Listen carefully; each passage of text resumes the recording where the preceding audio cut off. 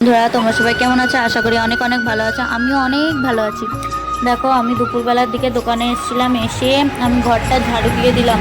ও আমি তোমাদেরকে তো বলতেই ভুলে গেছি যে আমার পরীক্ষা হয়ে গেছে, আর একটা বাকি আছে, কিন্তু ওটা নিয়ে অত চাপ নেই। তার জন্য আমি এখন একটু দোকানে বসবো। এখন থেকে তোমরা আমার দোকানে বসার ভিডিও দেখতে পারবে। দেখো আমি পুরো পরিষ্কার করে নিলাম। তারপর একজন কাস্টমার এসে কিছু ফ্রিজ দেখলো, তারপরে আমি সন্ধে দেওয়ার জন্য প্রস্তুত হয়ে গেলাম। এবার আমি সন্ধে দেব, তোমরা দেখতে থাকো।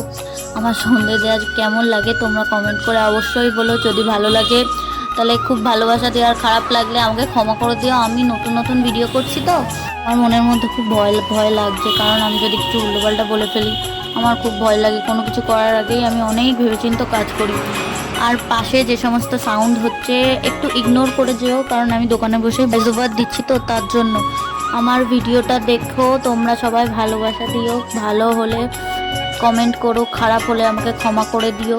আজকে ভিডিওটা এই অবধি। তোমরা সবাই ভালো